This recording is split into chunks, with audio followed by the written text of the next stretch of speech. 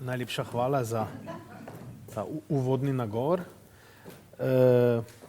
Nekaj je zdaj o vas že tako povedala kolegica, tako da jaz tukaj ne bom zdaj še nekaj dolgovezil. Danes smo tukaj, da bova govorila o knjigi Presežne prisotnosti, zadnja knjiga s podnaslovom Eseji o Plotinovi metafiziki svetlobe. Morda na začetku eno vprašanje, nekje v knjigi sem prebral, da ste filozofijo začutili kot poklic.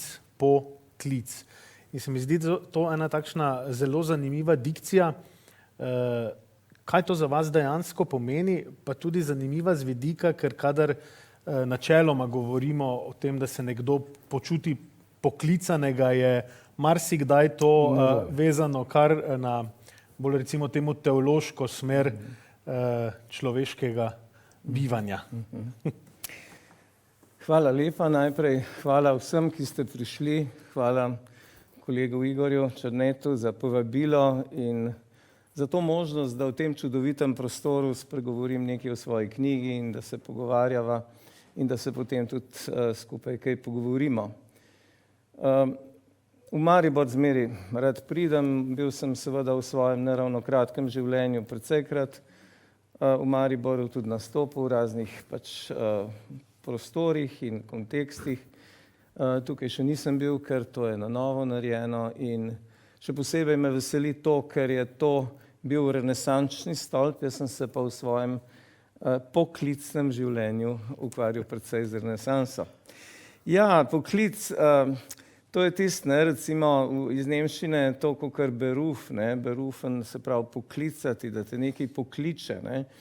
Zdaj, se strinjam s tem, da je to nekako pretežno se uporablja ta izraz pri recimo bolj v teologiji ali pa v religiji, da pač nekaj transcendentnega, bodisi sam Bog, kot filozofa Pascala ali kakšen angel, kot v Bibliji, pokliče nekoga in ga potem vodi. No, pri meni ne gre ravno za to, ampak se mi zdi, da v tej knjigi nekje omenjam tam na začetku, da že kot mladenič, se pravi tam nekje v gimnaziji, recimo klasični gimnaziji, ko sem spoznaval pač svet in to čudovito, v bistvu bogato kulturo celotnega Zahoda, ampak ne samo Zahoda, seveda, se podajajo tista temeljna vprašanja.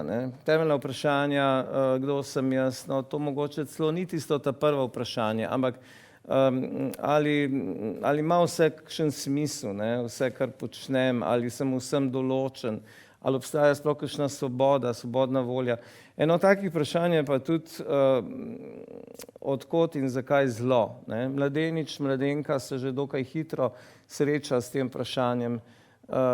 In seveda svet, poleg tega, da je tudi, vsaj po mojem prepričanju, poln dobrega, je tudi poln zla. In tukaj se vprašamo in moj odgovor je bil že takrat, pravzaprav nekje se je vezal na iskanje svetlobe kot odgovor na zlo. Zdaj ta svetloba ima lahko zelo različne moduse in vidike, in ta knjiga nekako je knjiga o metafiziki svetlobe, mogoče malo več pa pozneje, da ne bom predolg. Drugače pa poklic, recimo, še to en stavek 2, tu je mišljeno mogoče tako, da pač nekaj je samo služba, nekaj je pa poklic.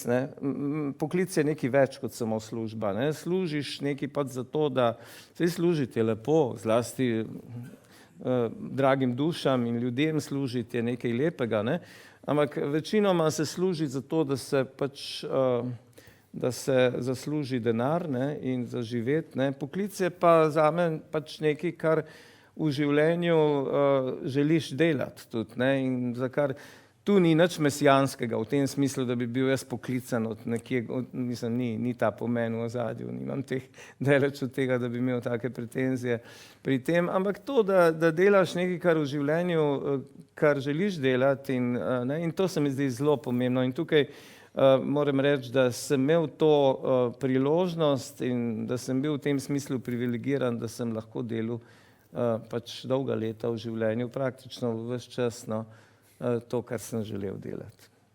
Zdaj, morda preden greva na vašo knjigo, bi vseeno jaz še en takšen kratek uvod dodal. Zdaj, za filozofijo marsikdaj velja zmotno prepričanje, da filozofija nam bo pa podala neke dokončne odgovore, če se bomo ukvarjali s filozofijo, bomo pa izvedeli tista odgovore na končna vprašanja oziroma neskončna vprašanja.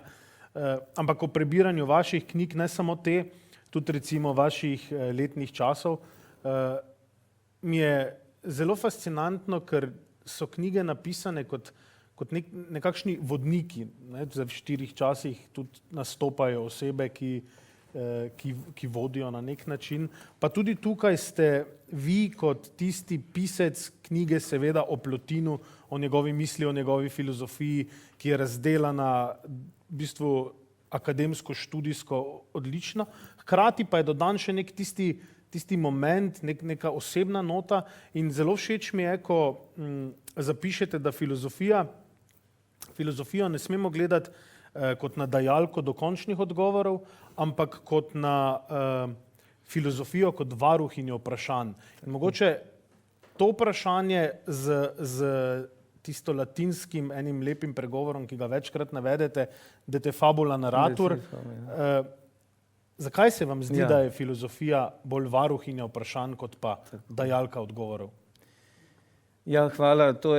S tem ste posegli tako rekoč v samo srčiko pravzaprav mojega ukvarjanja s filozofijo in načina, s katerim se želim ukvarjati s filozofijo.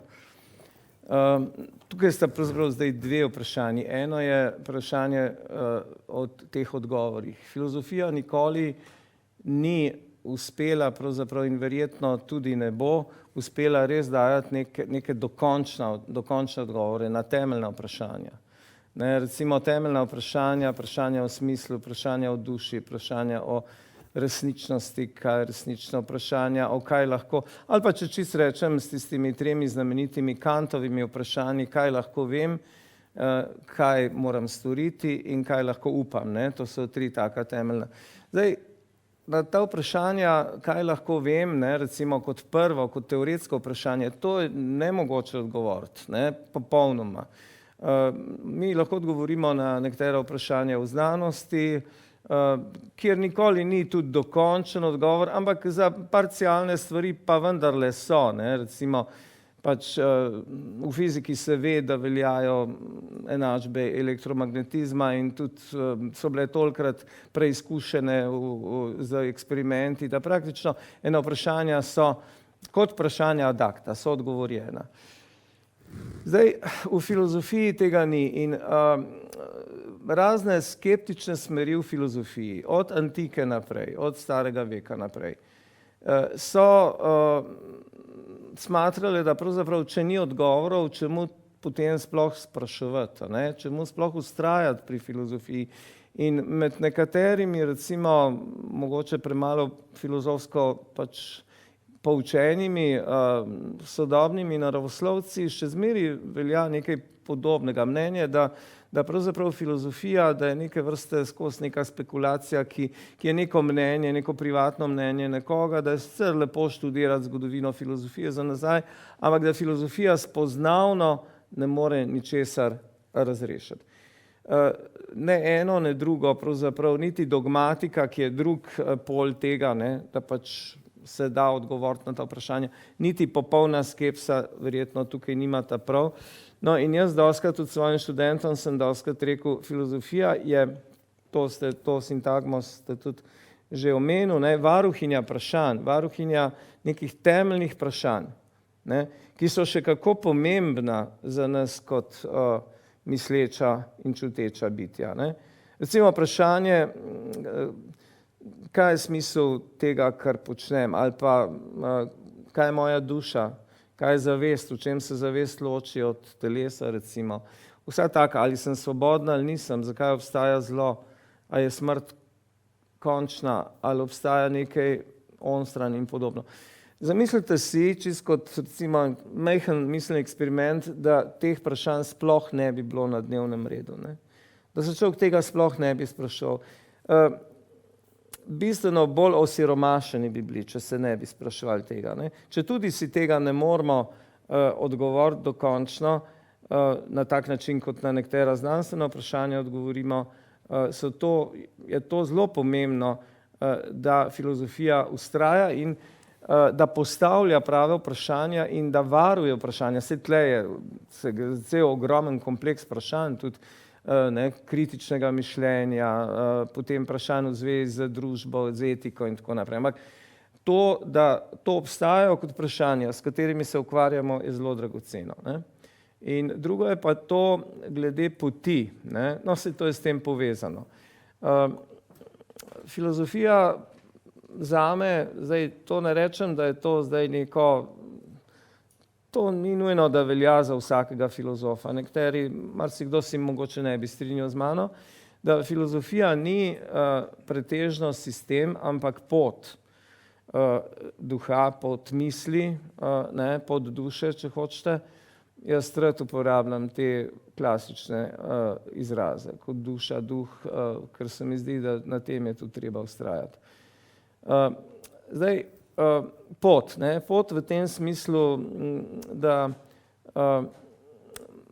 to je povezano s prejšnjim vprašanjem oziroma s temi odgovori in vprašanji. Verjetno nikoli ne bo mogla filozofija postaviti nekega dokončnega sistema, čeprav so filozofi v zgodovini to poskušali. Najveličastnejši primer takega sistema je Hegel. Ampak seveda so bliže prej, je bil Aristotel, je bil Spinoza in tako naprej. Platonove ideje. Prosim? Platonove ideje. Ja, Platonove ideje, s tem, da Platon pravzaprav je, sam Platon je filozofijo razumeval stalno kot pot, bolj kot pot, kot sistem. Zato je pa tudi pisal dialoge. Dialogi so tudi meni blizu v tej tetralogiji, mojem glavnem delu 4 časi, ki je pretežno iz dialogov sestavljeno.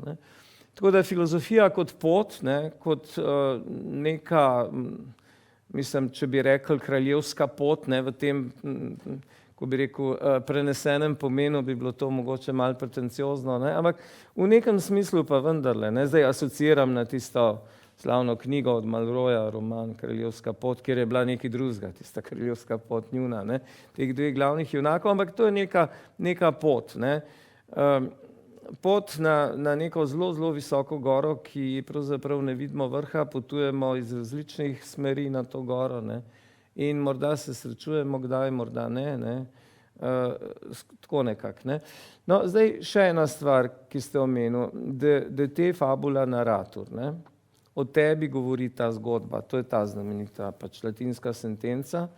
Jaz mislim, da filozofija ima, vsaj zame, spet govorim o sebi, ampak mislim, da tle govorim v imenu marsikoga, da ima svojo vrednost takrat, ko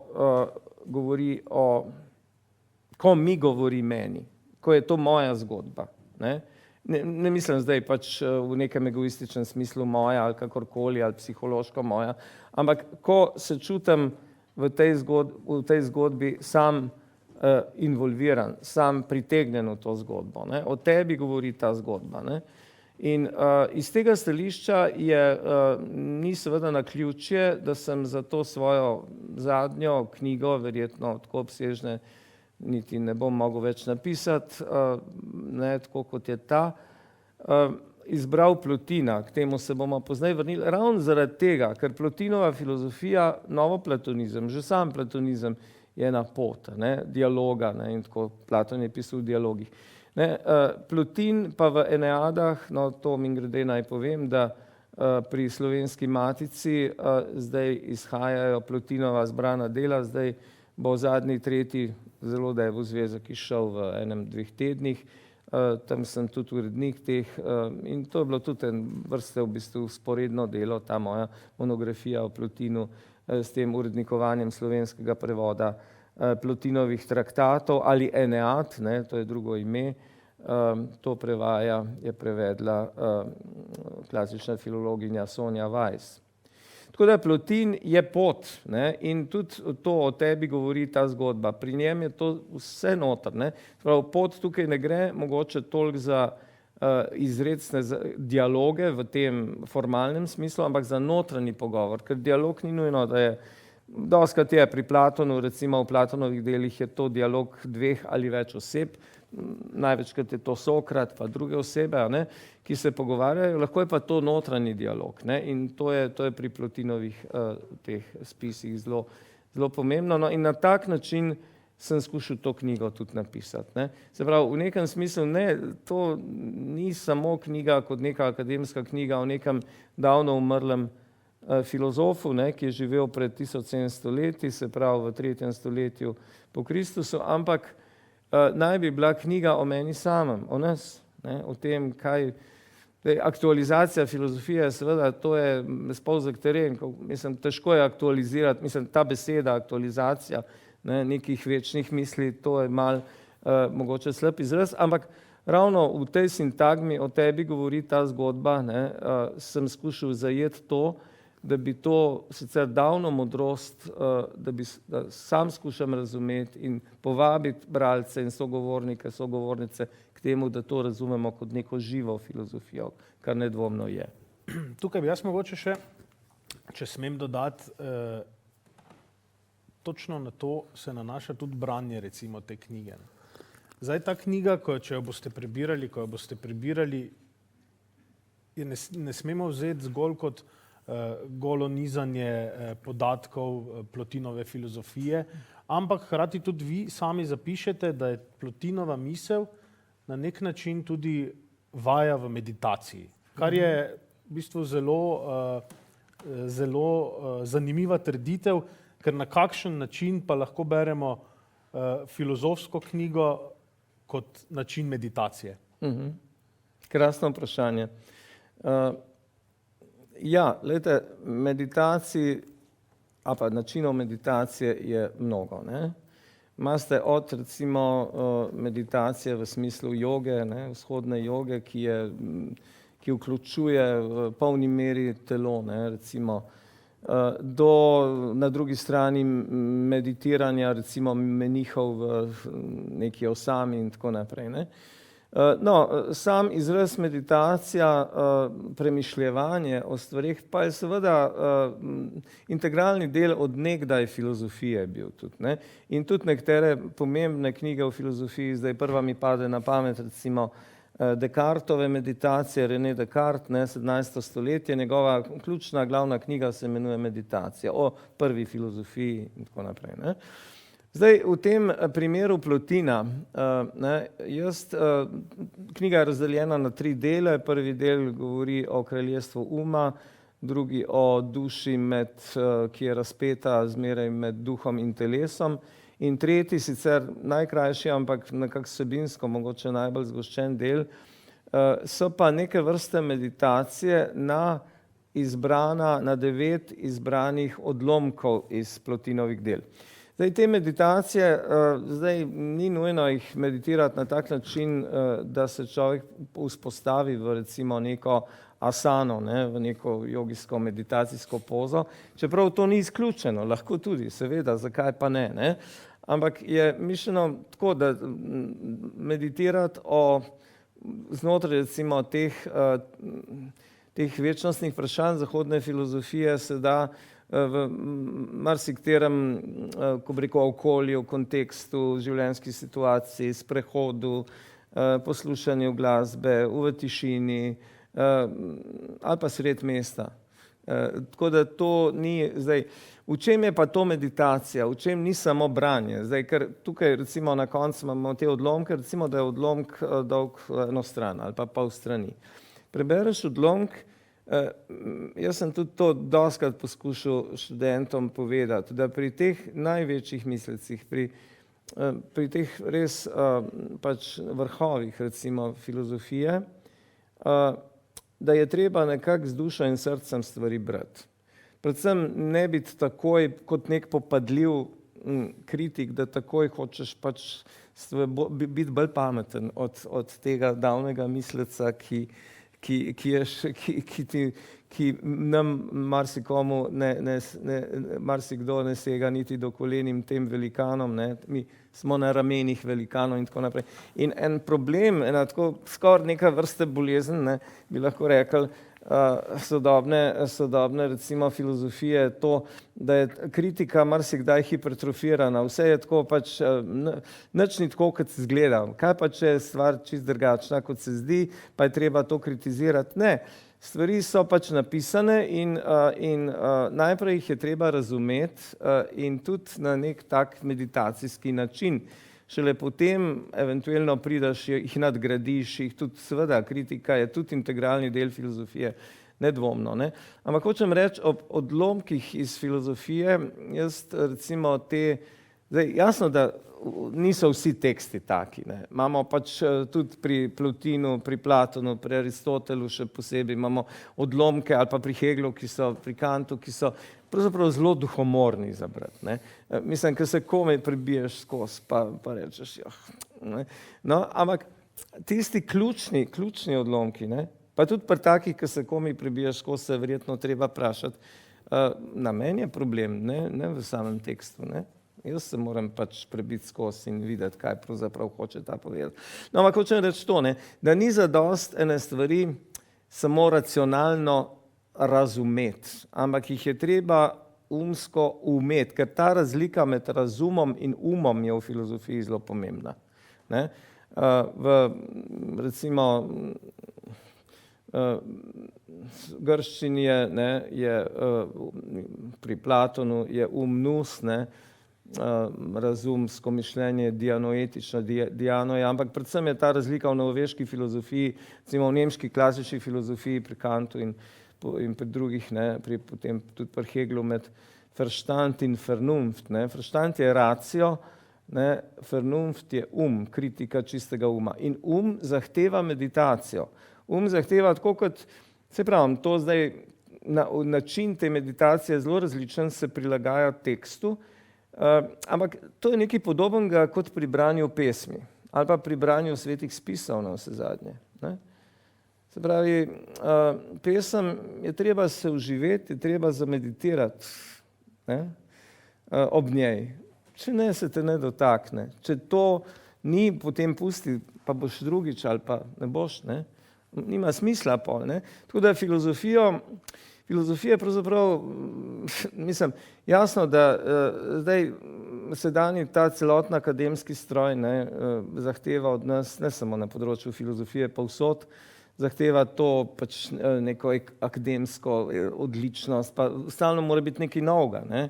Mislim, to, če ni nekaj novega v dizertaciji, potem ta dizertacija kao, ne, zdaj so že v sami dispoziciji mora biti nekaj novega, ampak nekaj novega je zelo, zelo težko narediti in doseči in dostikrat tisto, kar je novo, je samo pač so neka cesarjeva nova oblačila, žal je dostikrat tako, ne, ampak hočem reči, sej ni bistveno, da je ravno nekaj novega. Važno je, da tisto, kar bereš in to, da sprejmeš vase in da res doumeš, da skušaš doumeti, ne, in to je moj odgovor, recimo malo daljši mogoče na to, kaj jaz razumem pod meditacijo. Drugo je pa meditacija, ne, ki pač jaz to tudi včasih prakticiram, ampak to je druga stvar, recimo čisto.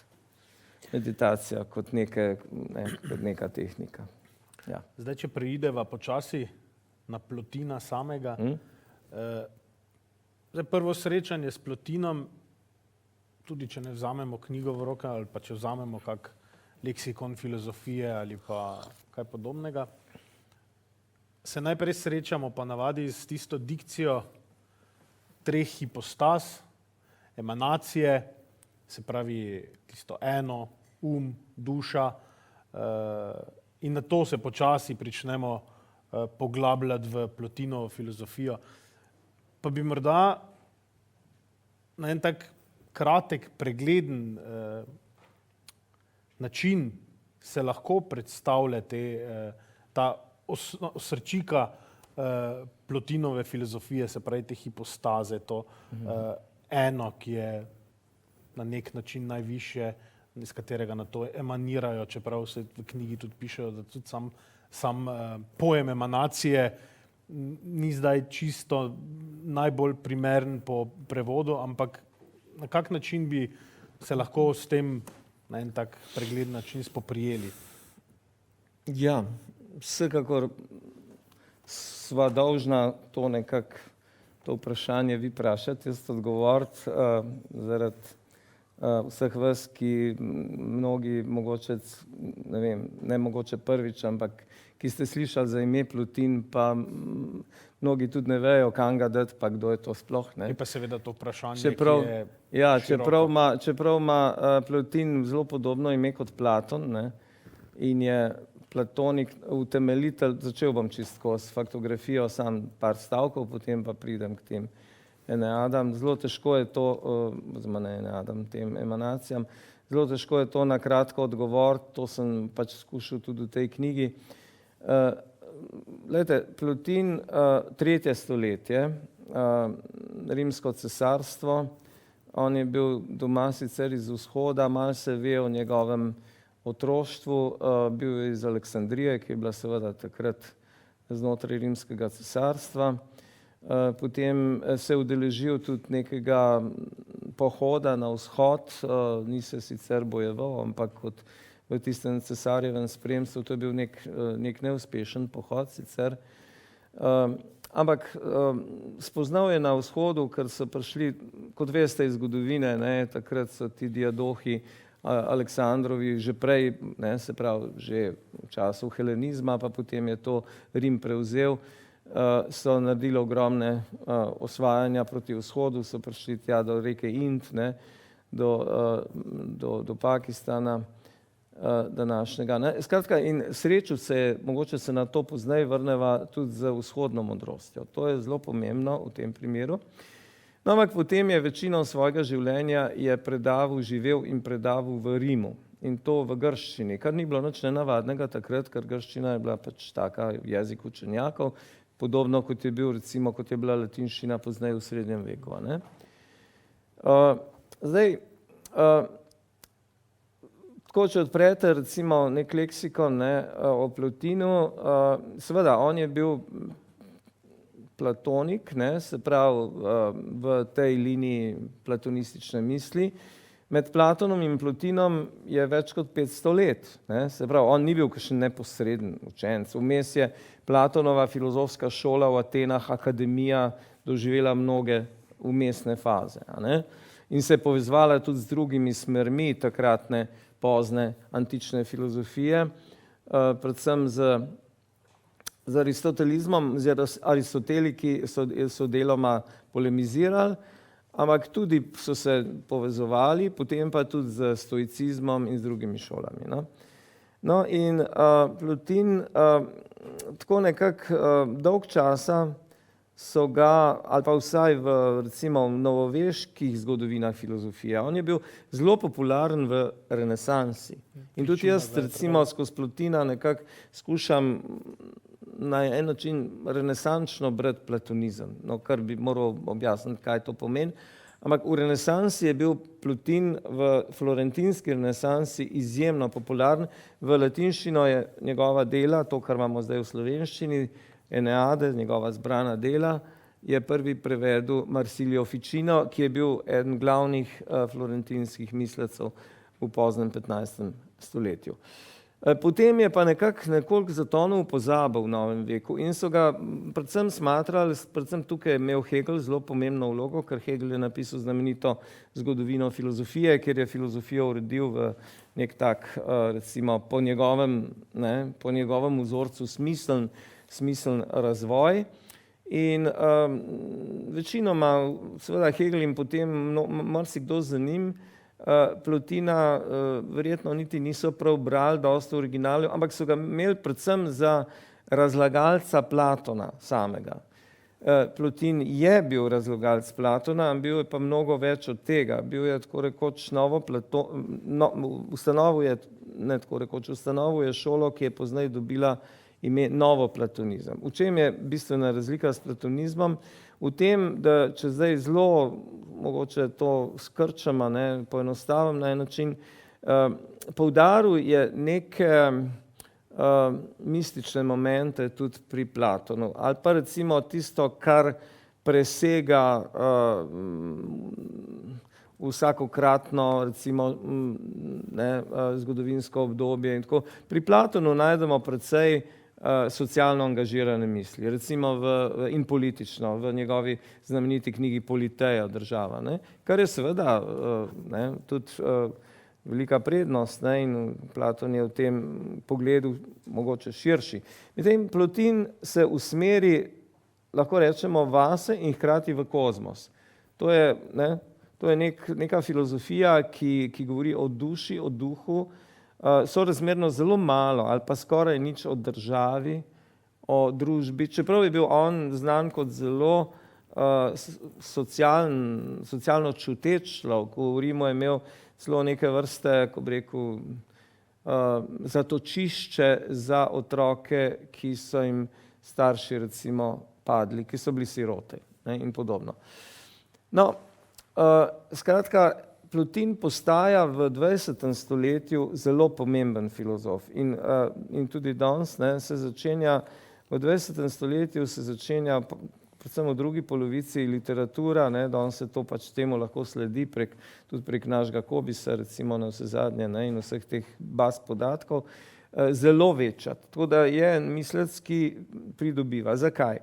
Ne samo zaradi tega, te usmerjenosti v neko presežnost, v neko mističnost, v neko kozmičnost, ampak tudi zato, ker je Plotin nekako povzel pa ne v nekem zaprtem sistemu, ampak v neki poti, filozofski poti, je povzel, pravzaprav bi lahko rekli, najžlahtnejše misli, mirno lahko tako rečem, grške filozofije, grško-rimske filozofije, različnih smeri. Ne? Na nek način je izčistil, pravzaprav. On je imel eno distanco že, to je pozna antika, ne? Ogromna, za njim je že skoraj 1000 let grške filozofije. Ne?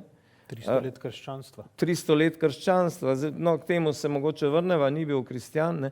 No, to je ena stvar. Zdaj pa, da ne bom tle predolg, skratka, Plotin je pomemben kot neka velika sinteza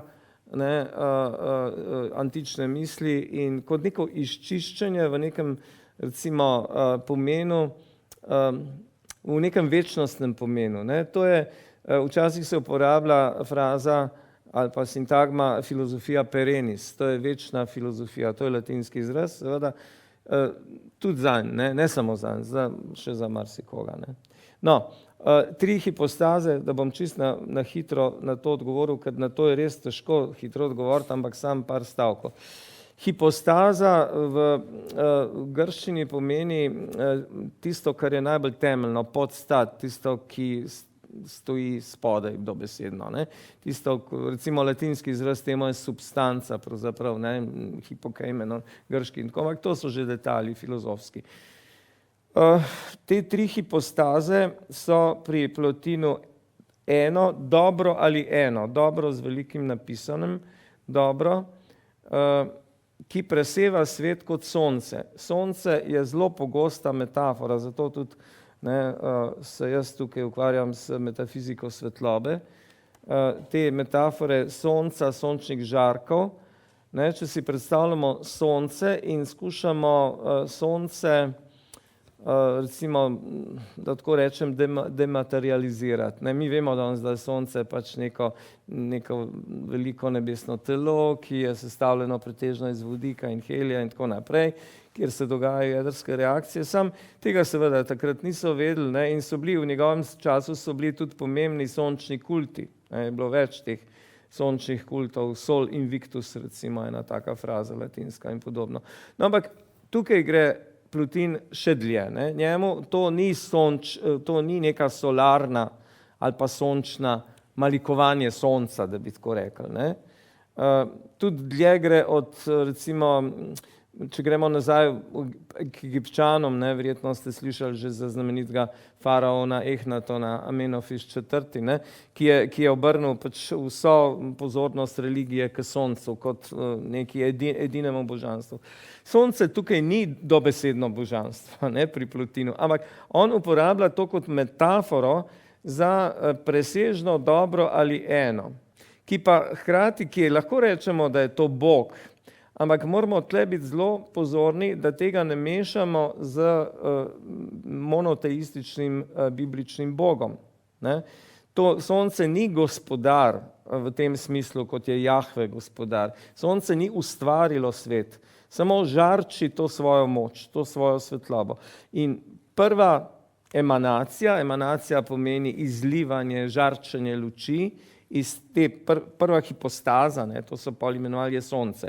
Druga hipostaza oziroma prva emanacija iz sonca, iz enega, ne, eno ali dobro, ne, to sta pravzaprav sinonima, oziroma označujeta isto, ne, in neizrekljivo, tisto vse presežno.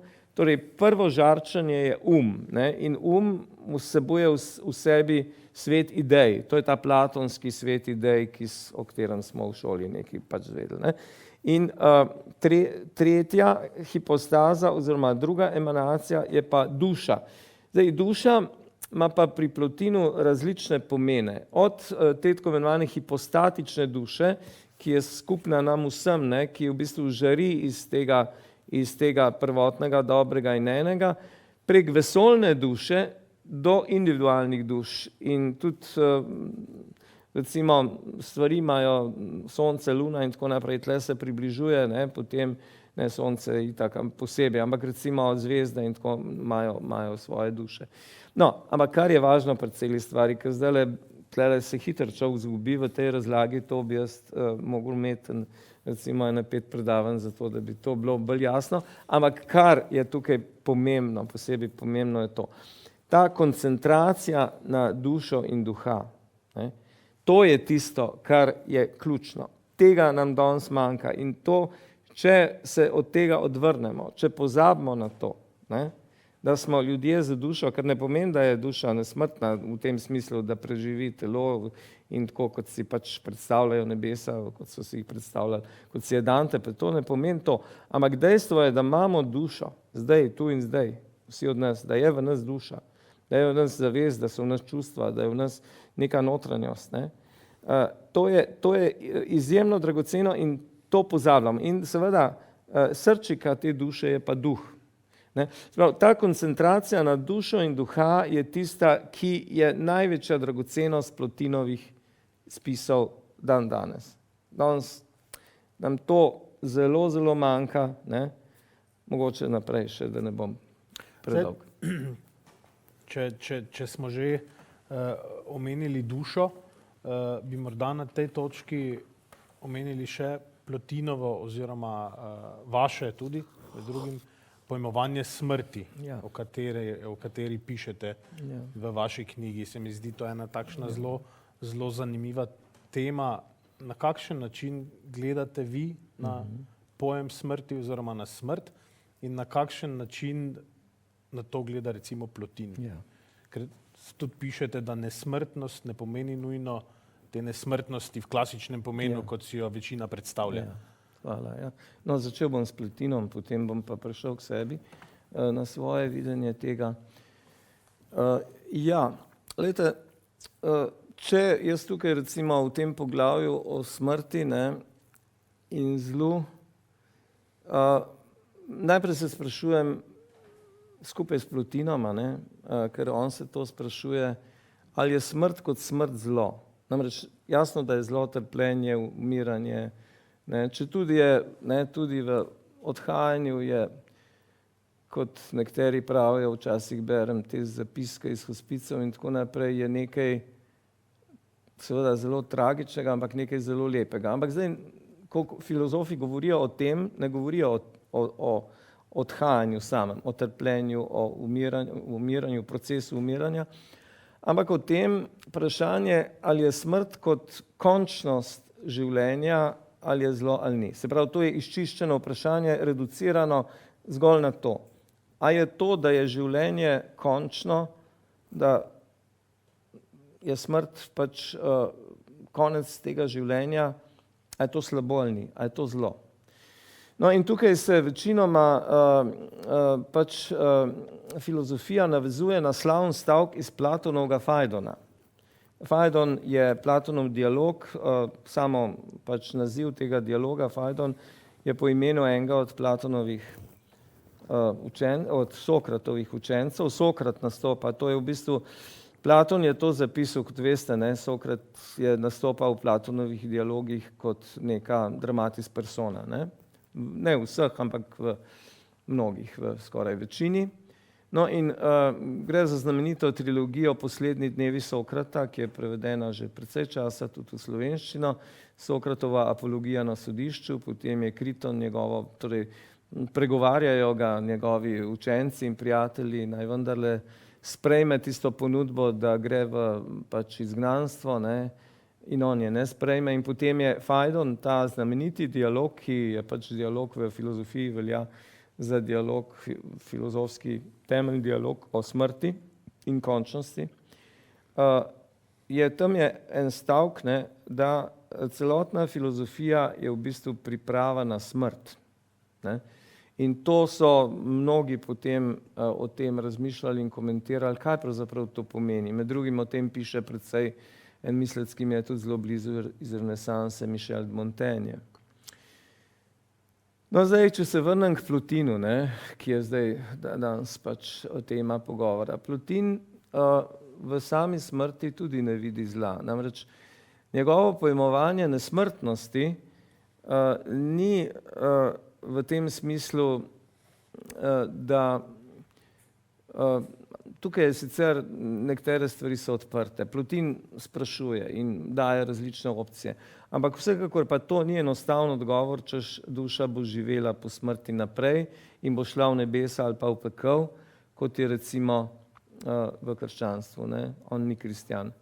Čeprav zanimivo, ne? V njegovem času je bilo krščanstvo v 3. stoletju že precej prisotno v Rimu, on je živel v Rimu, nikjer ne omenja, v vseh svojih delih ni krščanstvo nikjer omenjeno, razen njegov biograf Porfirij, njegov učenec na nekem mestu pač omenja kristjane. No, kakorkoli že. Se pravi, Plotinov odgovor tukaj je to, ne, da moramo ločevati med večnostjo in nesmrtnostjo samega človeka. Se pravi, da sta to dve različni vprašanji. Da večnost je, on večnost vidi kot večnost trenutka, večnost tu in zdaj. To je vrsta mistično razumevanje večnosti. Večnost ne bo v nekje daljni prihodnosti, niti ni bila v preteklosti, ampak je tako rekoč v vsakem trenutku. Sam videti, najti jo je treba v trenutku. To je ena misel, ki je zelo podobna recimo vzhodnim naukom tudi, ne, Mahajana budizmu še posebej. Drugo je pa to vprašanje preživetja telesa. Ne. Tukaj je Plotin v bistvu po smrti namreč. Ne. Tukaj je Plotin, narobe sem rekel, preživetja duše po smrti telesa, seveda. Ne. Tukaj Plotin je pušča odprto možnost odgovora, ampak ne tisto, kar se včasih reče za vsak slučaj. Ne, ker včasih rečejo, ja, dobro je malo verjeti pa imeti spoved na koncu za vsak slučaj. Ne, ni pri njem, ne gre za to. Ampak enostavno Plotin je zelo, zelo pošten, skrajno pošten mislec in prav, da tega ne ve. Zdaj ta odnos do poživljenja, danes bi rekli afterlife, ne? Zdaj pa počasi prehajam na to aktualizacijo tega. Ne? Zdaj Plotin tudi pod vplivom pač svojega časa in tradicije včasih govori tudi o cikliranju duš. Ne? Na vzhodu bi rekli o reinkarnaciji, grški izraz je to metempsihoza. Ne? To ni, v grški filozofiji ni to nova misel, to je bilo Pitagorejci, delno Empedokles in tako naprej so že v predsokratskem času je bila ta misel nekako tudi prisotna. Vendar na zahodu nikoli ni bila misel reinkarnacije tako močna kot na vzhodu. Ne, ker na vzhodu je to povezano z zakonom karme, v različnih, v budizmu, v hinduizmu, v različnih smerih. No in zdaj Plotin pravi, da pač on dopušča to možnost. Predvsem je tukaj v ozadju tudi Platonova misel, že Platonova, ne, iz Fajdona, Fajdrosa in drugih Platonovih spisov, da je duša že pred rojstvom videla, ne, oziroma uzrla svet idej.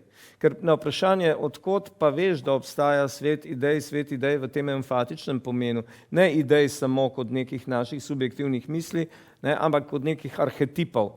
Ne, to so v bistvu arhetipi duha, ne, ki so nekakšni vzorci, ne, ki pri Platonu je po teh vzorcih demiurg, stvarnik ustvaril svet. No in zdaj na to vprašanje, odkot človek to ve, ne, ali pa odkot ima neko, pri Platonu imamo recimo neko znamenit miselni eksperiment, ko skuša Sokrat, njegov Platonov govornik, pokazati enemu sužnju, ne, ki je popolnoma neveden, ne, skuša iz njega dobiti to spoznanje, da če deliš kvadrat po diagonali, a ne, in narediš nov kvadrat na tisto diagonalo, da je po površini ta nov kvadrat večji, dvakrat večji od tistega prejšnjega. Ne, kar ni čisto samo po sebi umevno, ampak da se lepo z geometrijo na pesku tudi pokazati. In zdaj vprašanje, ne, odkot ta recimo suženj to ve. Ne? In Platonov odgovor tukaj je ve zaradi tako imenovanega metafizičnega spomina, ali v grščini je to anamnezis. Grščina razlikuje med dvema vrstama spomina. En je ta spomin, pač, kakor danes razumemo spomin, mneme, ne? V grščini je od mnemotehnika in podobno. Se pravi to, da se jaz spominjam, seveda je tle potem naprej kratkoročni, dolgoročni spomin in tako naprej, se deli na različne variante, ampak to je ta recimo temu pogojno to svetni spomin. Ne? Anamnezis je pa v bistvu dobesedno je to spominjanje, zbiranje nazaj. Ne? In ta svet idej naj bi se ga človek spominjal iz prejšnjega, oziroma iz življenja pred rojstvom. In tukaj je neka osnova, neka baza za to, da platonizem z vso resnostjo tudi upošteva, ne, tudi Plotin, to, ko bi rekel, to kroženje duše, ne, skozi rojstva in smrti. In tu se deloma približa vzhodni ideji reinkarnacije. No, zdaj pa še, da ne bom spet predolg, zadnji del tega vprašanja, kaj ćemo danes s tem početi, oziroma kako jaz to sploh, kako to razumem. Ja, glejte, jaz tukaj, kar se tiče, še enkrat bi ponovil to misel, ki je izrazito platonska, je pa tudi misel vzhodne modrosti, misel raznih mističnih smeri, da večnost ni ista z človeško nesmrtnostjo, da sta to dve stvari. Da človek lahko večnost doživi in zasluti, ne, vsaj zasluti.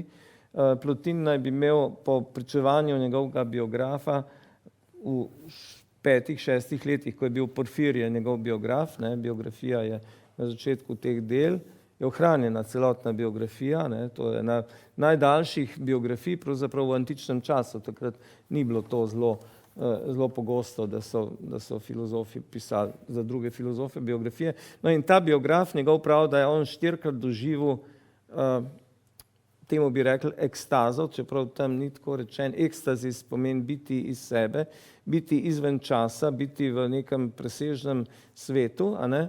Ko je bil še živ, ne? Seveda se je vrnil nazaj in vse. To, kar bi mogoče na vzhodu rekli nirvana, ne? Ali pa satori v zenu in podobno. Ne?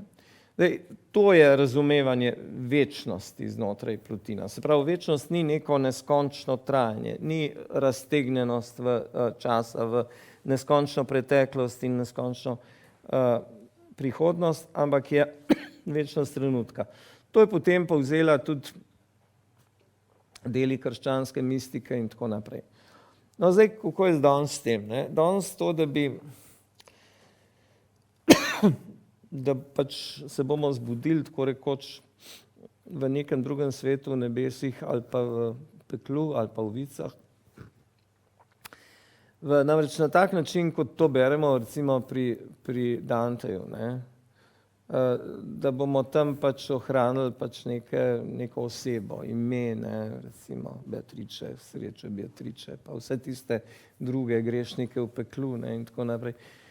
To je ena misel, ki je danes tudi med kristjani, pravzaprav mnogi kristjani, predvsem bolj intelektualci so do te misli skeptični.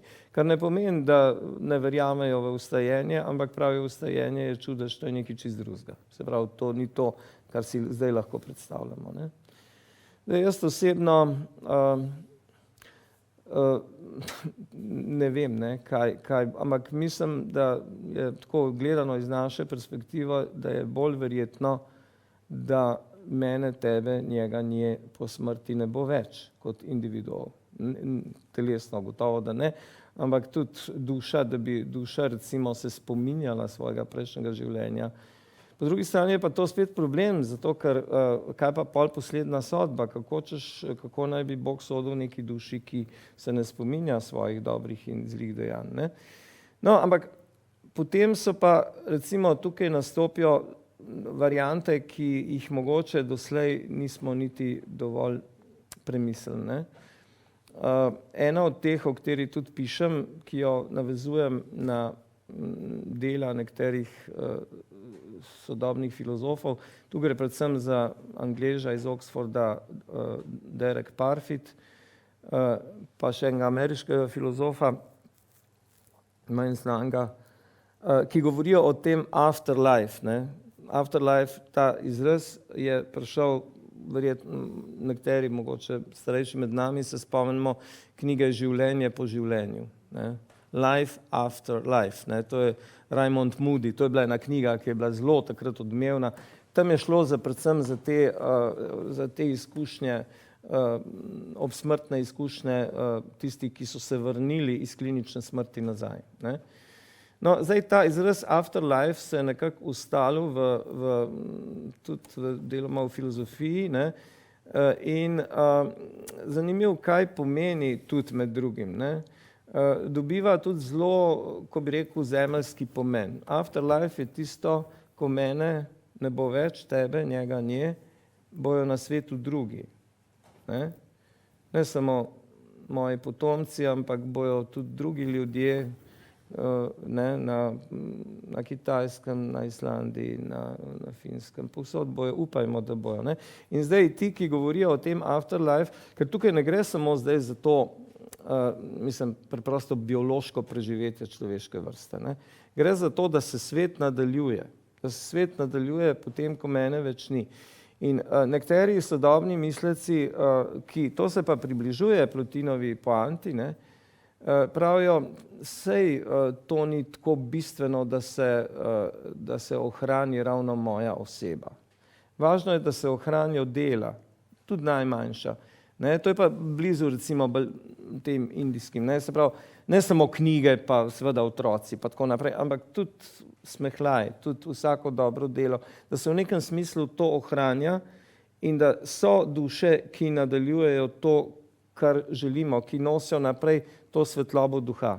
Ne, in to je recimo ena taka stvar, ki je mene zelo pritegnila in fascinirala pri branju Plotina, čeprav Plotin seveda je živel 1700 let nazaj in on mogoče bolj odprto pušča to, različne te variante, recimo temu nesmrtnosti, kot sem jaz zdaj.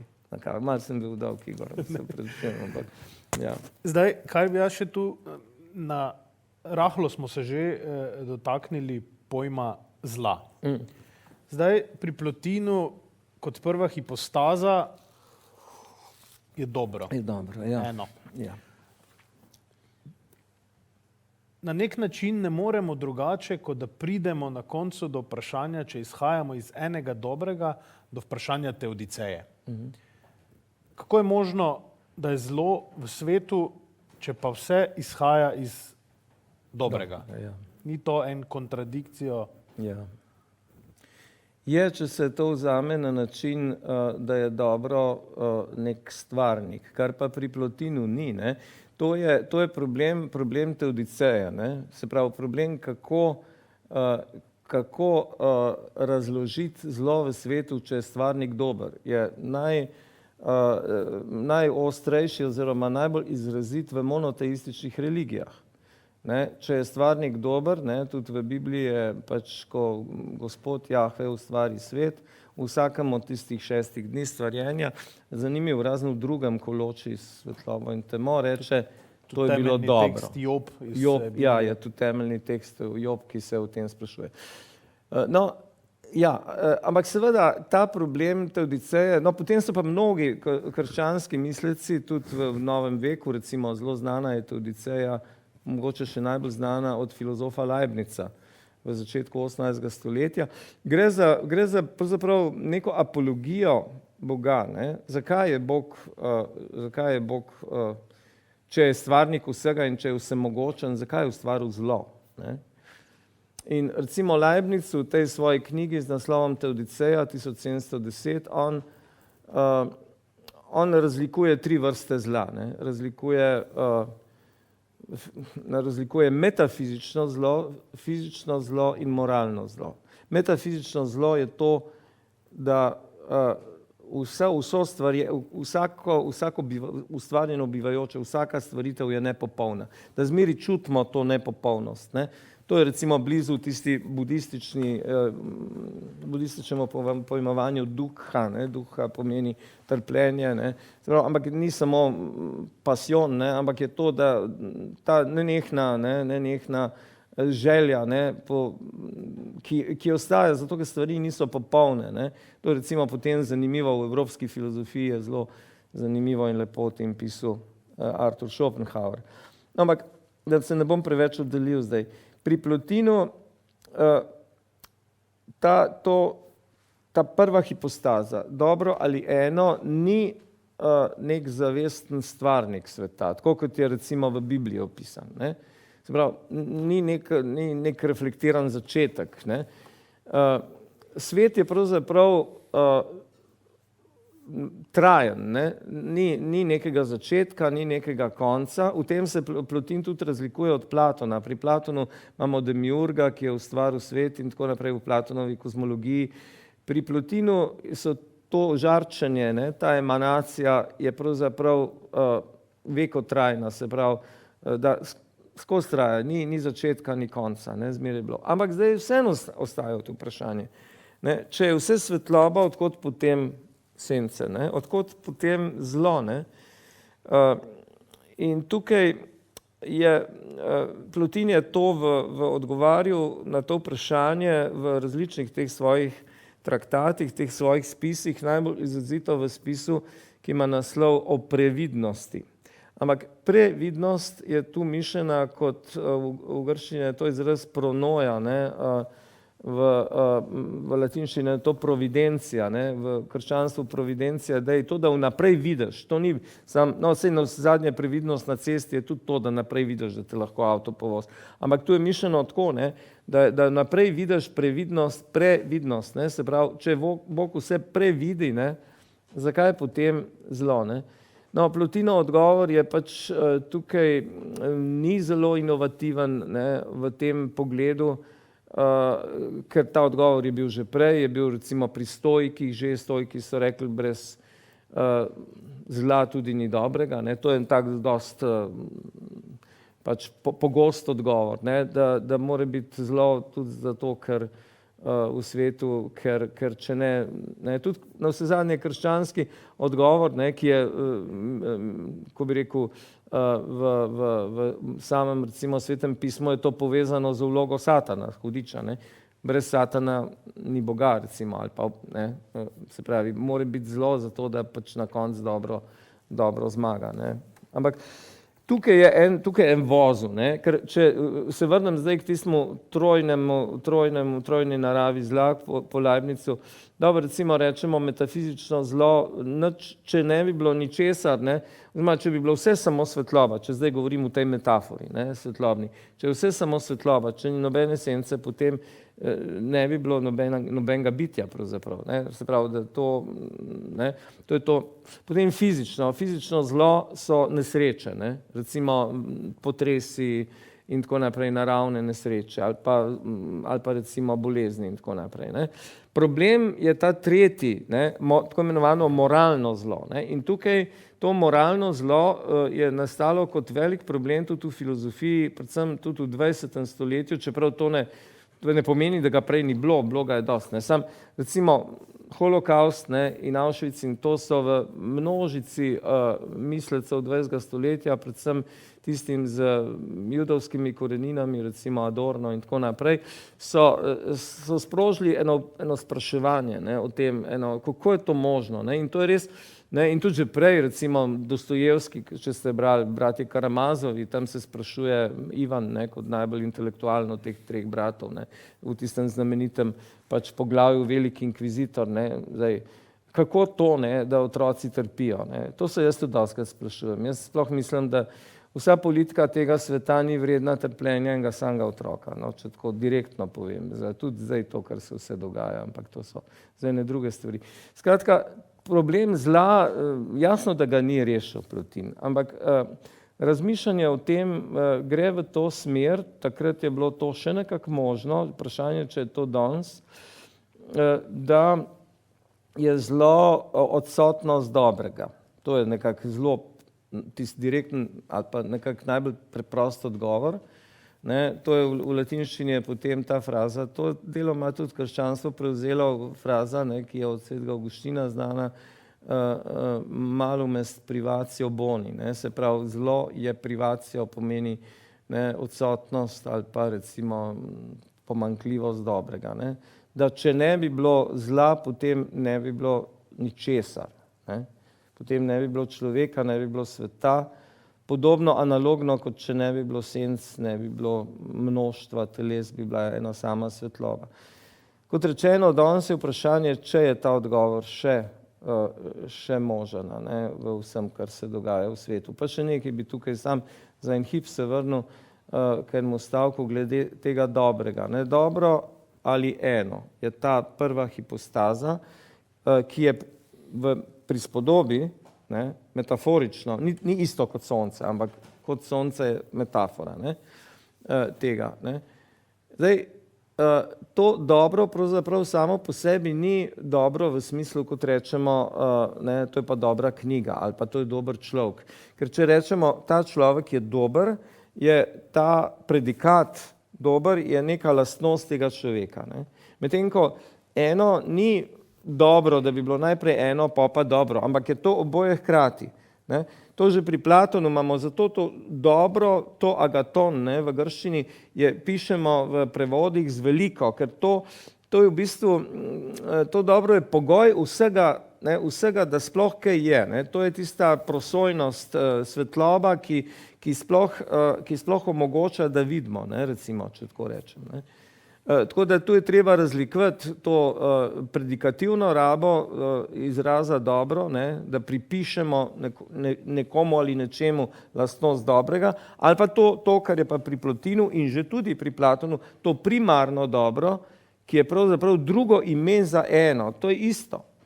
Ne. Če pomislite to identiteto, ne, recimo eno je dobro. Ne. Zdaj, mnogi politični misleci, tudi danes smo enega prijatelja, ki se dosti polemizirava okrog tega, ki je politični mislec bolj, jaz nisem recimo prav, ja, monizem nikoli ni dober, ne, se pravi eno, tudi ena oblast na svetu in tako naprej ni dobro. To že drži, ampak tu je ena stopnjo više to mišljeno, ne, se pravi, vse, kar je povezano med seboj, če zdaj rečem z neko drugo metaforo. Vse, kar biva tudi na področju uma, vse te ideje umske in potem seveda tudi vse duše, zrcalijo drugo in vse tvorijo eno veliko eno. Ne. Tukaj je Plotin recimo tudi blizu panteizmu. S panteizmom sem se jaz v prejšnjih letih nekaj več ukvarjal. Ni čist panteist, ne, v tem, kot je Spinoza pozneje v novem veku, ampak blizu temu. Ja, zdaj v knjigi je še toliko enih stvari, o katerih bi lahko debatirali, pa bi potem morali še kar nekaj časa. Se ni treba za časa, ker sem rekel. Lahko šel na naslednji. Vsekakor se mi zdi, prej sva omenila krščanstvo. Plotin je vseeno bil mislec, ki je živel že globoko v krščansko dobo, če ne drugega je moral vedeti za vsa preganjanja, mislim, sploh glede na to, da je živel v Rimu, se ni mogel temu izogniti. In tudi, ko ste govorili sedaj o tem najvišjem dobrem, eno dobro, če malo parafraziramo, če odmislimo tisto teološko konotacijo začetka Biblije, ne, kjer pravijo na začetku je bila beseda in beseda je bila pri Bogu in beseda je bila Bog. Ja. Je tudi eno v bistvu prelivanje vsega tega in če bi tu na nek način menjavali Bog, dobro, logosi, ampak kakorkoli, če pa bi morda zdaj omenili smo smrt, omenili smo Teodicejo, v bistvu dokaj težke teme, pa da bi pa zaključili mogoče ali pa zaključevali z nečim, preden pridemo še na vprašanja, pa na kakšno debato.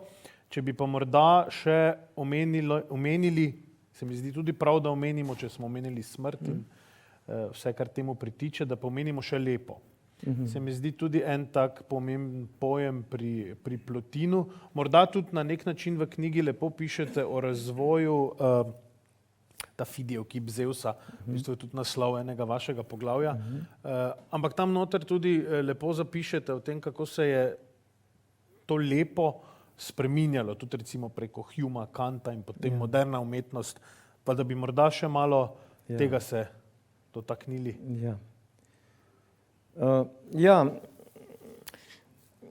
Če recimo Platonika, ne samo Plotina, ampak že Platona, če bi učenc vprašal, recimo, pa zakaj vi, učitelj ali ti ali kakorkoli, v antiki so se tikali, tudi cesarja so tikali, zakaj ti misliš, da je svet dober? Ne? Kozmos. Ne? In odgovor, ki ga sicer ne najdete izrecno, tako napisanega pri Platonu, ampak ki ga lahko med vrsticami mogoče razberete, zlasti v poznih Platonovih dialogih, to je poleg Timaja, je to tale, tudi v zakonih in v drugih, je to odgovor bi bil zato, ker je lep. To nam se zdi čudno to pravzaprav, ne? Ker mi lepoto pa dobro nekako ločimo, ne? In v novem veku je celo tako, da zlo je dostikrat lepo, ne? Hudič je lep, ne? Je zapeljivec, ne? Zdaj, za antiko, za platonizem še zlasti je bila ta enost, ne, ta enačba, dobro je lepo, to se reče tudi kalokagatija, ne, v grščini, kalos, ne, je lep, ne, agathos je dober, ne. Se pravi, neka identiteta dobrega in lepega. No, tu gre seveda za kozmos, ne, kot veliki svet, za človeka kot kozmos v malem, ne, se pravi za človeško telo, za človeškega duha, ki ga je antika častila, ne, oboje, seveda zelo. Tudi telo v Olimpiji, ne, in duha pa, da ne govorimo, ne, filozofija in to. In tisto vmes, ne, tudi kaj je vmes med kozmosom, velikim kozmosom in človekom, je polis, ne, je država kot pač nek kozmos v malem, ne, se pravi mestna država, recimo Atene, Šparta in tako naprej, ne. In lepota, ne, je tukaj nekako zelo blizu tistemu, kar je dobro. In ta lepota, v čem je bistvo te antične lepote? V harmoniji, v proporcu, v pravi meri, to se dostikrat ponavlja tudi v zgodovini estetike, ne, imamo to stalno se ponavlja. To se potem spremeni v novem veku, seveda, ti kriteriji lepote se zelo spremenijo. No, kar je pa recimo pri Plotinu nek presežek, je pa poudarek, da tisto, kar je najvišje lepo, je pa svetloba. Ne? Svetloba seveda nikakor ne samo v nekem fizikalnem pomenu, ne? Kot snop fotonov, to mi vemo danes, ne? Oni tega niso vedeli, ampak v vseh teh pomenih, o katerih ki sem se jih malček probal tudi dotakniti nocoj, ne? Se pravi, svetloba duha. Svetloba je tista, ki sploh omogoča. Svetloba je tista, ki omogoča, da jaz vidim tebe in ti mene. Pa ne samo to, svetloba duha omogoča, da se midva sliševa, da se razumeva. Ali pa tudi ne, ne? Ampak sploh vsak možen odnos. Ne, brez tega, namreč neka svetloba uma, ne, če bi bil zatemnjen, ne, če bi živel v temi, če bi bil svet neprosojen, če ne bi bilo nobenih recimo zakonitosti, proporcev, harmonije, potem se ti in jaz nikakor ne bi mogla ne samo videti, ampak tudi razumeti. Ne. Enostavno ne bi bilo nečesa skupnega, nečesa enega. Ne. Tle smo spet pri tem, eno je dobro. Ne. Tako da zdaj tu pri Platonu v tem poglavju, ne, ko govorim rečemo, da je to estetika, ne, Platonova pa potem Plotinova estetika, je poudarek je na tem, ne, da je pravzaprav da je lepota tista, ki omogoča sobivanje sveta, ki omogoča to, da se vidimo, no, to sem že rekel, ne.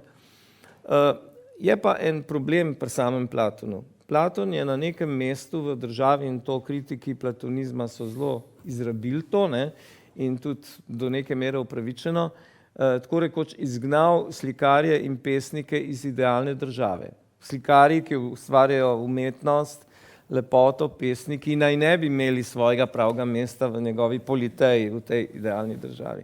No, to je bil nedvomno hud lapsus, ne, Platona, in to so hitro, tudi njegovi šoli so to ugotovili.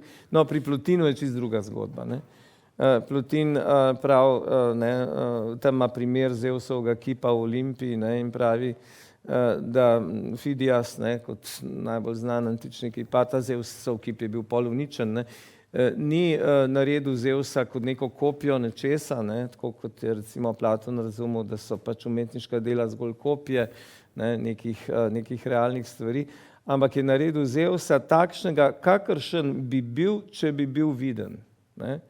Tu je ena formulacija, ki se jo potem jaz razvijam naprej, ne, kako recimo sploh upodobiti nekaj presežnega, na kakšen način upodobiti nekaj, kar presega vsako predstavo, kar presega, tukaj gre tudi za božje podobe, v zgodovini je bil to problem ikonoklazma, tudi v 8. stoletju je kulminiral in podobno, ampak no, vse zadnje smo še danes, tudi smo še zmeri tle v tem, ne. To se navezuje tudi na to, ne, na stalno upodobne recimo lika Jezusa Kristusa kot pač tazga, kot ga poznamo iz vseh teh slik, ne, kot nekega pač z dolgimi lasmi, poduhovljen, ne, kot nek zdaj, ne, zakaj ne bi bil pač recimo črnc, ne, ali pa recimo zakaj ne bi bil ženska, ne. No, to so spraševali razni ljudje in dejansko tukaj je Plotin, no, da se vrnem, da ne bom spet predaleč šel tle, Plotinov odgovor, in zato je on tudi tako dragocen. Plotinovi odgovori so nadkonfesionalni. On v bistvu ta filozofija, ne, nasploh platonizem, kakor tudi aristotelizem, je vplival tudi na islam, je vplival tudi na judovski srednji vek in tako naprej. In stiki z vzhodom so zelo močni. Se pravi, to je ena duhovna, mistična filozofija, ki gre v nekem smislu globlje od neke pozitivne teologije. Ne bom rekel, da gre globlje od same religije, ampak tukaj ne gre za neko teologijo, kakor poznamo teologijo, recimo dogmatska teologija, ki govorijo recimo ne vem, o troedinosti in tako naprej, in to, ne, ampak gre za neko izhodišče. Ne. Nekateri pravijo, recimo moj starejši kolega in prijatelj Tine Hribar, on govori o svetem. Ne. Jaz sem tle malo drugačen sicer odnos do tega, ampak nekaj pa tukaj imava zelo skupnega, da filozofija ne išče tisto, kar je recimo skupno, ne. Tudi različnim religijskim praksam, ker filozofija in religija sta zelo povezani. To je iluzija bila določenih pač obdobij v novem veku, da gre tu za čisto dve različni stvari. Ne, to filozofija, če se ne sprašuje o tistih res prvotnih bistvenih stvareh, potem praktično izgubi svoj raison d'être, svoj smisel, ne. Je kritična teorija, je socialna teorija, je marsikaj še, ampak če ni tiste osnovnega spraševanja po temelju, ne, na drugačen način, kot to recimo odgovarja religija, ne, ali pa v skladu z njo, to ne, je pač odvisno od zgodovinskega obdobja in tako naprej, potem po mojem mnenju filozofije ni več. No, in v tem smislu ne, se tudi recimo, če sem že omenil, Tineta Hribarja sprašuje o svetem kot svetem. Ne. On tudi pravzaprav išče malo drugačen način skozi Heideggera in tako naprej, ampak išče to, ne, kar je, mogoče to malo bolj poznate, ne, ker je predvsej tudi prisotno v teh raznih polemikah, išče sveto kot sveto. Ne. In to nam recimo v veliki meri, ne, nam pove Plotin, ne, o tem in nasploh ta zgodovina recimo bolj mističnih filozofij, no, da tako rečem. Ja, vsekakor je pa tako, da tudi pri vseh teh emanacijah tudi mi deležimo na enem dobrem, na nek način, kar se mi zdi tako lepo Goethe tudi wäre das Auge nicht sonnenhaft, so könnte es die Sonne nicht sehen und so weiter, se pravi, če oko ne bi bilo samo udeleženo na soncu, ga ne bi moglo če ne bi videti. bilo oko soncu oblično, ne, sončavno, jaz uporabljam rad ta izraz sončava, ne, ker sončava je v bistvu celoten ta prostor napolnjen svetlobo, ne, se pravi, ne samo sonce kot sončni disk, ampak ne, in Goethe tukaj ne lepo pravi, to je v bistvu platonska misel, ne, ki je pri Plotinu. Če ne bi bilo v človeški duši nekaj božanskega, potem ne bi mogel, ali pa če ne bi bilo nekaj sončnega, če ne bi bila sama duša sončna, potem ne bi mogel sonca videti. Če ne bi bilo v človeški duši nekaj svetlobe, potem svetlobe ne bi mogel videti. Ne? To je ta Goethejev vers v nemščini, ki so ga mnogi citirali. Ne? Se mi zdi, da je to tak en primeren trenutek, bi pa morda ker je knjiga na nek način pisana tudi v maniri renesančnega pisca, ki je ob tekstih dodajal tudi kakšno svojo misel. Mogoče, če zaključimo z tretjo deveterko, se pravi Krogi luči, kjer so zbrani določeni fragmenti Plotinovih misli oziroma ste nanizali, hkrati pa ste dodali še nekaj svojih misli, pa če bi morda za zaključek kakšno, ki je vam ljuba, vašo, nam prebrali, potem pa preidemo na vprašanja. Prav, ja, v tej knjigi sem tudi že, ne samo v tej tretji deveterki, namreč zakaj 3x9 deveterke, ne? Najprej to povem. Deveterke ali eneade, ne? To je struktura Plotinovih spisov, 6x9, jaz sem prvotno imel v načrtu, da bi naredil tudi, to je 54, ne, potem 6x9, namreč, da bi pisal to knjigo v dveh pramenih, sem to imenoval, zahodni, Plotin, platonizem in vzhodni, ker s tem se zdaj kar predvsej ukvarjam, predvsem z to japonsko verzijo budizma, ki jih je več in tako naprej. Pol je bilo pa tako, da bi to bilo preveč in je ostala ta polovica prvotna, ne? Ampak je seveda zaključena knjiga. No in zdaj ti trije deli, prvi del je pravzaprav del o umu, ne? Če gremo na te tri hipostaze, drugi o duši, ki je najdaljši, in tretji o enem ali dobrem. In ker o enem ali dobrem, ker tisto, kar je možno o tem napisati, je napisal Plotin. Zdaj to, sej komentatorjev je tle dost, ne, sej tudi, recimo, ampak sem se odločil tako, da to ne bom pač recimo intelektualno interpretiral, analiziral in tako naprej, ampak da bom izbral devet tehle odlomkov daljših, ne, in potem zraven zapisal neke vrste pravzaprav verze. No, če s tem pol zaključimo, bi izbral eno od krajših, da ne bo predolgo. No, naslov samega odlomka iz Plotina je Vrelec in drevo. To je iz spisa, iz traktata, ki ima naslov o motrenju. To je nekje srednje obdobje njegovo, ne. Pravi takole. Kaj torej je eno oziroma dobro? To je moč v grščini dynamis vseh stvari, brez katere ne bi bilo niti njih, niti uma kot prvega in vesoljnega življenja. Kar pa je nad življenjem, je vzrok življenja, kajti življenjska dejavnost, ki je v vseh stvareh, ni prva, ampak tako rekoč priteka kot iz nekakšnega vrelca. Zamisli si vrelec, ki nima drugega vira in se ves daje rekam, a se ne izčrpa v njih, temveč ostaja nedotaknjen. Reke pa, ki pritečejo iz njega, so sicer še skupaj, preden uberejo vsaka svojo pot, a vsaka že nekako ve, kam bo krenil njen tok. Ali pa, si predstavljaj, to je druga taka, v tem istem odlomku, druga prispodoba, predstavljaj si življenje velikanskega drevesa. To življenje pronica skozi vso rastlino, medtem ko se njegovo počelo ne razprši po celotni rastlini, ampak ostaja tako rekoč zasidrano v korenini. Ono, namreč to počelo, torej priskrbi rastlini vso njeno mnogotero živost. Samo pa ostane tako, da ni mnogotero, temveč je vir mnogotere živosti. In v tem ni nič nenavadnega. Kvečemu se lahko čudimo, kako neki je množstvo življenja prišlo iz nemnoštva in temu, da mnoštva ne bi bilo, če ne bi bilo pred njim tega, kar ni mnoštvo, kar je eno. Kajti počelo eno se ne porazdeli v vesolje, čeprav ga rojeva, ne?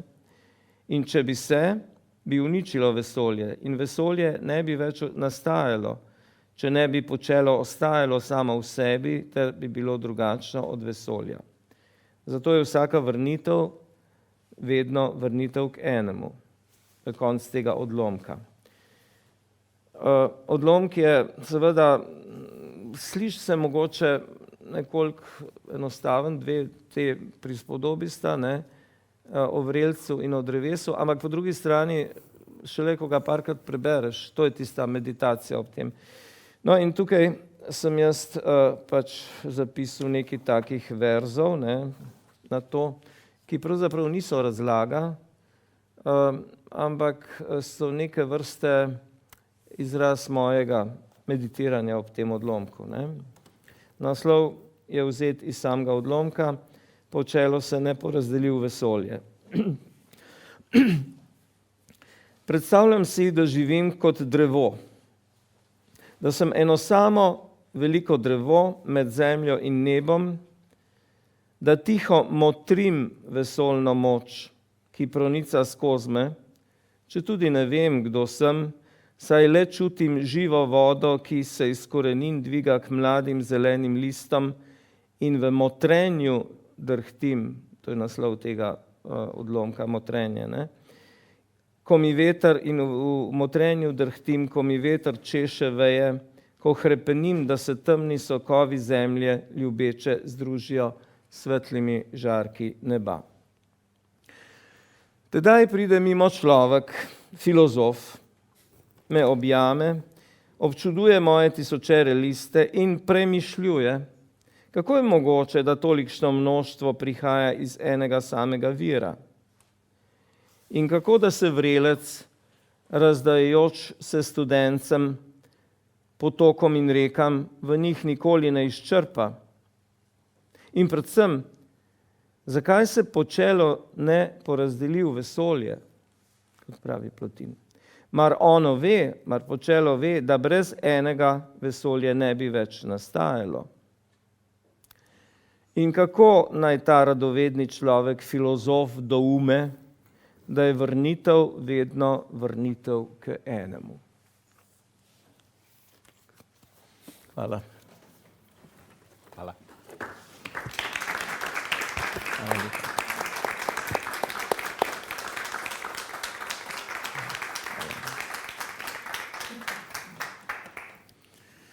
Ja, Glasova malo daljša, ne? Toliko smo slišali, toliko izvedeli.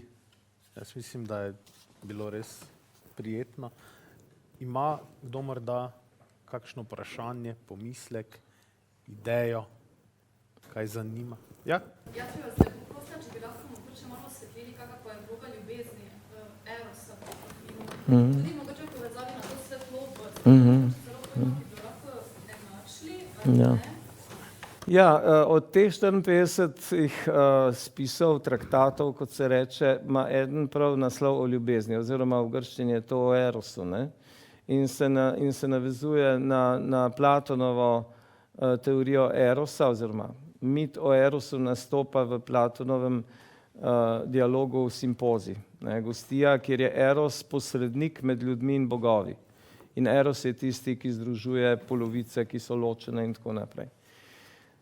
No, pri Plotinu je eros izrazito, bi rekel, usmerjen v transcendenco, v presežnost, ne. Tukaj je tudi recimo en problem, namreč Plotinov odnos do telesa, telesnosti je, o tem se nisva toliko dotaknila tega, ampak o tem jaz precej pišem v knjigi, ne, se pravi, tu ne gre za neko tako direktno mogoče kritiko, ampak za spraševanje mene samega, ne, in nas samih, kaj pravzaprav to pomeni dan danes, ne, ta njegov odnos do telesnosti. Tukaj je ena slepa pega, bi lahko rekli, pri Plotinu, in to bolj kot pri Platonu. Platon je tudi živel v časih, ki so bili 500 let nazaj, glede na Plotina, ki so bili zelo čutni, zelo, recimo, telo je bilo v Atenah, ne, v klasičnega obdobja, se pravi 5. 4. stoletje pred našim štetjem, telesni eros tudi zelo cenjen, ne.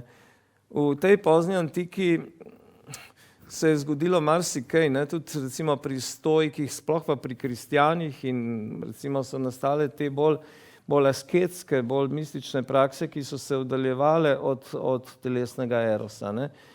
Tako da Plotin tukaj, ne ve se, tudi iz njegove biografije ni nič jasno o tem, ali je on imel pač kakšno žensko, ali imel to izkušnjo erotične ljubezni, to se nič ne ve o tem. Ali moškega takrat, ne, je bilo to pač, homoseksualnost je sobivala z heteroseksualnostjo v antičnem času po neki naravni poti, ne, ni se sploh to izključevalo, ne, to je recimo Sokratov primer je tak, ne. No, ampak eros, ne, zdaj, če se vrnem k vprašanju, eros je predvsem pri Plotinu eros duše. Duša, ki se vzpenja k svetlobi, k umu in k svojemu pač izvoru, ne, dobremu enemu, in tukaj so določena mesta, s katerimi se je danes težko strinjati in se tudi jaz ne morem z njimi pač, recimo, se ne bi, da tako rečem, ne, se ne bi ravno podpisal pod to, ne. Namreč na nekaterih mestih v teh spisih Plotin govori, pa je kar nekaj takih mest o preziru, ne, preziru do telesnosti. Ampak zanimivo je, da to ni nekako v skladu z jedrom njegovega nauka, ne, ker on, Plotin v bistvu, čutni svet je zanj kot za Platonika seveda nižji od umskega sveta, ampak meja med umskim in čutnim svetom, če gledamo to shemo emanacije od zgoraj navzdol, ni ostra. Se pravi, ni tako, da bi bilo to, da bi bil čutni svet samo neka solzna dolina, ne, umski svet pa pač neko kvazi nebeško kraljestvo. Ni tako, ker to je filozofija enega, ne, ki tako kot recimo spet v prispodobi rečeno, sonce, ne, recimo, če seva v nek temen prostor, ne, in se izgublja v temi, to je recimo zelo lepo tudi Plotin predstavljen v eni taki znani knjigi Zofijin svet, ne, če ste mogoče kdaj to, Jostein Gardner, ne, je en danski pisec, ki je napisal eno tako filozofijo za mladostnike, ne, in on tam zelo lepo predstavlja Plotinovo filozofijo, kot v bistvu pravi, predstavlja si nek ogenj, ne, neko veliko ognjeno telo v praznini, ne, in to potem seva na vse strani in osvetljuje to praznino. In zdaj to, kar je materija, ne, je pravzaprav materije v pravem smislu ni. Vse, kar je še zmeri malo svetljeno, je znotraj duha, je znotraj, ne. In zdaj eros je to, da se vračaš, ne, tako kot se rekimo, ne vem, kot neka kresnica, ki se vrača ali pa recimo še bolj neka vešča, ki gre k svetlobi in v svetlobi zgori, s tem, da Plotin bi rekel, ne izgori, šele izgori, ampak hkrati se s tem šele uresniči, ne. Zdaj, kar se telesa tiče, so pa stvari za današnjo rabo problematične, seveda pa danes je svet, ki je pa zelo drugačen, ki pa je hipertrofija v bistvu tega, da smo tako zelo usmerjeni v mislim, ne vsi seveda, ampak mislim, tu ne gre za neko odvračanje od življenja, od sveta, ampak danes večina sveta vidi nekje glavni namen človeškega življenja v čutnosti, ne. Medtem ko Plotin se ne bi s tem strinjal, ne, in zdaj, kaj pa o tem govorijo recimo pač asketi, pa kristjani, pa tako naprej, pa spet ena tretja zgodba, ne. Tako da tukaj je zelo kompleksno vprašanje, zelo hvala za to vprašanje, nisem ga mogel čisto odgovoriti, zato ker v samih spisih ni čistega odgovora. Kar se pa mene, mojega branja tiče Plotina in tega, ne, da te fabula narator, kot smo začeli, ne, o tebi govori ta zgodba, je tukaj ena točka, v kateri se bi najmanj lahko strinjal s Plotinom glede odnosa do tudi lastnega telesa. In imam tudi recimo na nekem mestu, ne, to je zanimivo, na nekem mestu Plotin, ne samo Plotin, ampak njegov biograf, to bom še povedal, ker je tako zanimiva točka, ne, njegov biograf Porfirij, ki sem ga prej omenil, ki je napisal njegov življenjepis, ne, začne ta življenjepis s stavkom, Plotin je bil modrec, ki se je sramoval bivanja v svojem lastnem telesu. Ne vem, če je ravno tako točno, ampak recimo smisel je ta, ne. To je napisal njegov učenec Porfirij, to ni napisal sam Plotin, ne, ampak po drugi strani imate pa odlomke, kjer govori v zmeri relacijsko, ko pride duša do lepote umskega sveta, do te svetlobe, notranje svetlobe, potem se s prezirom obrne od čutnosti in od tega sveta. Po drugi strani pa govori o umetnosti, ne, ki smo prej imeli, kot o čutnem udejanjanju lepote, ideje lepote, ne, to je poznejša sicer Hegelova formulacija, da je umetnost čutni izraz ideje, ne, in tukaj stvari so zapletene, tako kot so tudi na vzhodu, tudi recimo budističen odnos do telesnosti je zelo kompleksen, ne, po eni strani to izrazito, ne, že Budovo zavračanje telesnosti, ampak po drugi strani pa sam Buda se zavzemal za neko, on pravi, srednja pot, ne askeza in ne podleganje recimo nekim pač zgolj čutnim užitkom, tako da, ja, to nas zanima, ko beremo te stvari, zelo, tudi mene.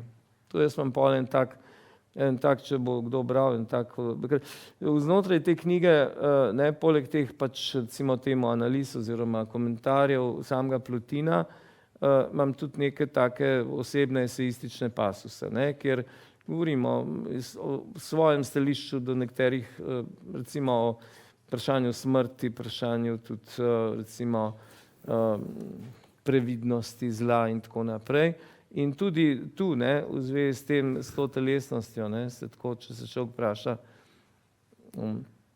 ali se sramujem bivanja v lastnem telesu, ne, čeprav je nekaj povprečnega, je že malo staro in tako naprej, ampak to, da bi moj biograf recimo napisal kot prvi stavek moje biografije, MU je bil tisti, ki se je sramoval biti, to bi res rekel, čak, to pa ne, prosim te. Še kakšno vprašanje ima, da? Mogoče bolj bi prispel ten kalovska jagodost, dve taki uvažani. Prva, recimo še zmeraj je ta neka estetska, ki je lahko neko vodilo dobremu, recimo kot resnici, ne, govorimo o nekem lepem matematičnem dokazu, lepi rešitvi, ne, o nekem inženirju kot pravemu umetniku, drug tak posvetni primer, recimo rečemo, dobri košarkarji igrajo lepo košarko. Ja. Se mi zdi, da Carlos Kagler še tako prisoten. Je še, ne? Ja. Bi se strinjal. Jaz tle pišem, ravno v tem, da ste dal zelo dober primer, recimo, dobri košarkarji igrajo lepo košarko, to je sjajen primer. Je pa tako, ne, da jaz tukaj recimo imam tudi eno tako poglavje, en tak pravzaprav eno pasažo, kjer govorim o sodobni umetnosti, tako eseistično, ne, ni to zelo analitično poglobljeno, ampak kako pravzaprav izginja v sodobni umetnosti ta kriterij, estetski kriterij lepega, ne. Seveda so drugi kriteriji nastopajo in tako, ampak predvsem pa se mi zdi, da marsikdaj izginja v umetnosti mogoče izrazito 21. stoletja ta vidik presežnega, ne, ki je pa za umetnost po mojem mnenju vključen, ne, se pravi, da to, kar ima naslov presežne prisotnosti, da je v vsaki umetnini nekaj presežnega, čeprav tukaj tudi ni, da bi človek kategorično tako rekel, ne. Zdaj sem recimo gledal, pred kratkim sem bil v Ljubljani, ena čudovita razstava v Moderni galeriji, slikarska, ki je sicer doživela tudi neke polemike, ampak bolj take brezvezniške, bi jaz rekel, ampak sama razstava je 17 mlajših in srednjih let slikarjev, slikark, ki je, se mi zdi, kar po enem precej daljšem času res ena, če boste kaj v Ljubljani, pojdite to, mislim, da bo še do konca novembra, pojdite to pogledati. Ena razstava, ki v slikarstvo vrača tudi neko razumevanje presežnosti, no? V tem smislu, da umetnost more segati. Tudi če je popolnoma tu, ne? Saj to je ta sintagma mojega naslova, ki je ključna tudi za to knjigo pravzaprav, ne? Ne gre za to, da bi bila presežnost nekje drugje. Presežnost je v prisotnosti, ne? Ampak v prisotnosti pa more biti, ne? Zato ker če ni te transcendenčne napetosti, jaz včasih temu rečemo, ne?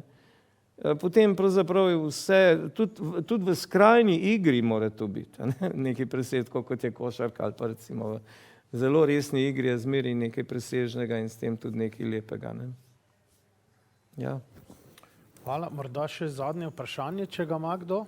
Ne? To knjigo, ja, to bi rekel, da če boste prišli kaj v knjižnico, bom zelo vesel, če si bo kdo sposodil to knjigo.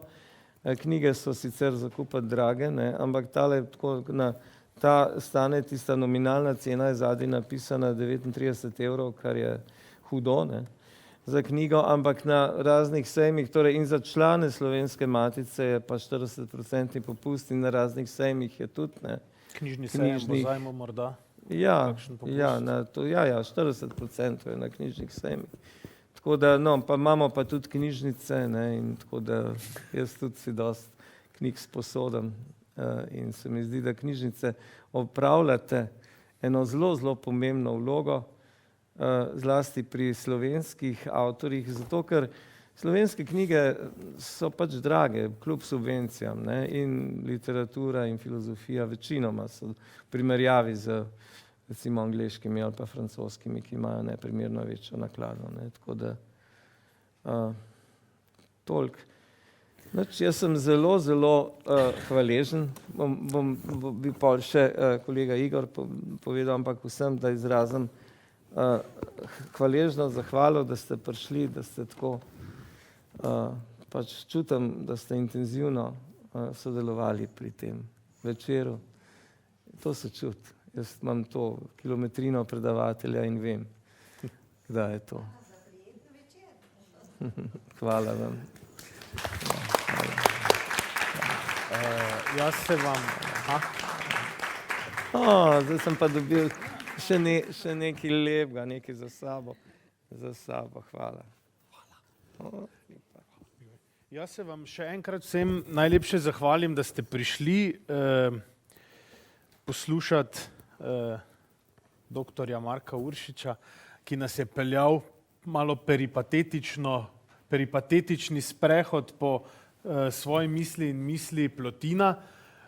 Vsekakor vas povabim, da preberete knjigo, če tudi se vam bo zdela morda v prvem branju težja ali težje umljiva, naj vam ne bo to kakršnakoli ovira, lotite se še enkrat, meditirajte ob njej.